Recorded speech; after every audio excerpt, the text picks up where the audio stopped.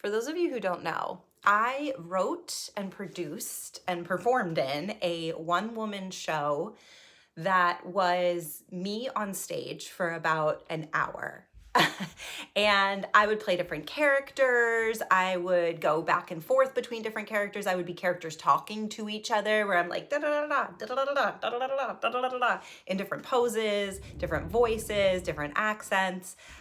It was a wild, wild ride. There's one point in the show where I have like a fight scene with myself.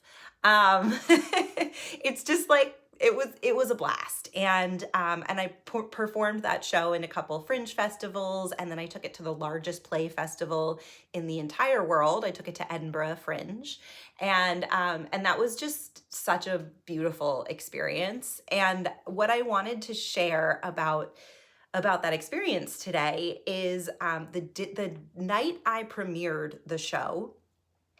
I was so nervous. I was so nervous. I premiered it in a small theater. It was about a 40-seat theater.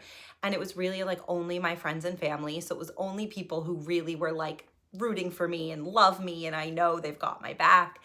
And the show at that time was about 75 minutes. So I had a lot to memorize. And it's not like, people think, oh, you're in a one woman show. You can just like make it up as you go, especially if you're an improviser like me, right? And the problem is, I had all of these, it was very scripted, and I have all of these lighting and tech cues. Like I had a lot of audio sounds that were playing and different sound effects and different lighting for different characters. And the tech guy was following that precisely. So I needed to be very, very clear on what my cue lines were. Because if I missed a cue line or made up something else, he'd be lost. He wouldn't know where we were. And maybe the sound wouldn't go off, like the sound of a phone, right? Where I need to answer a phone. What if the phone doesn't ring? Well, I just have to pretend that it's ringing and answer it, right?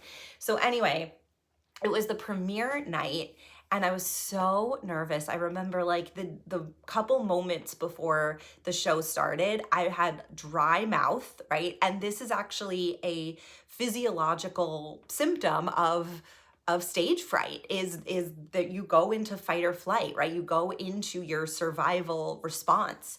And so I was, my body was the experience of my body was like, we are not safe. And so all of my resources, all my body's resources were going to protect me, right? And so like I had dry mouth and I had to pee, and like I was like, oh my God, like I'm so, I was shaking, I'm sweaty. And then once I got on stage and said my first couple lines, I just went, and it was like cake.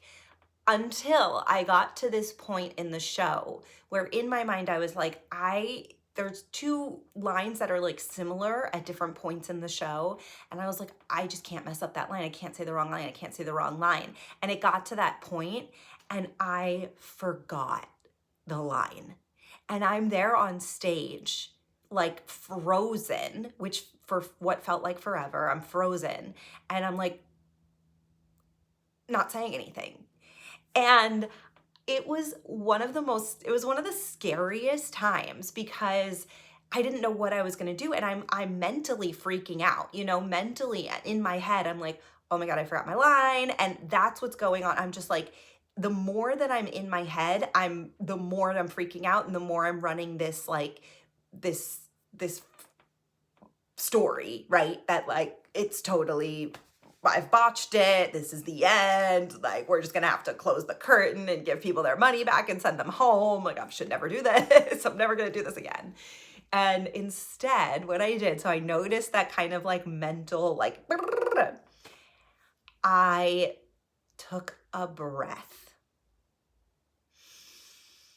I just stood on stage and I took a pause. I took a breath. And I actually have this line in my show where Paige breathes, the character, she breathes, and her higher power appears, spirit appears. And Paige is like, oh my gosh, how'd you get here? And she's like, oh, God is in the pause. God is in the pause. So I breathed in that moment, and guess what? All of a sudden, the line came back to me. It just came right in, and I kept going and finished the show.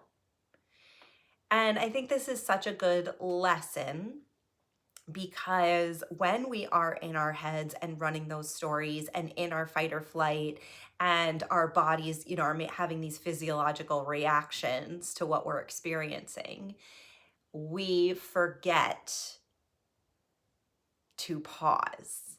We forget that there is magic and momentum and peace, and all the answers you could possibly imagine happen in the pause, happen in the breath.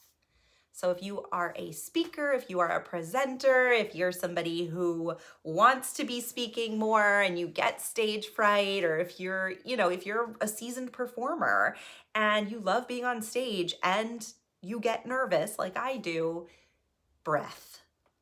Just add breath and everything will be okay. And you'll find the answers in the breath. God is in the pause. That's my message today.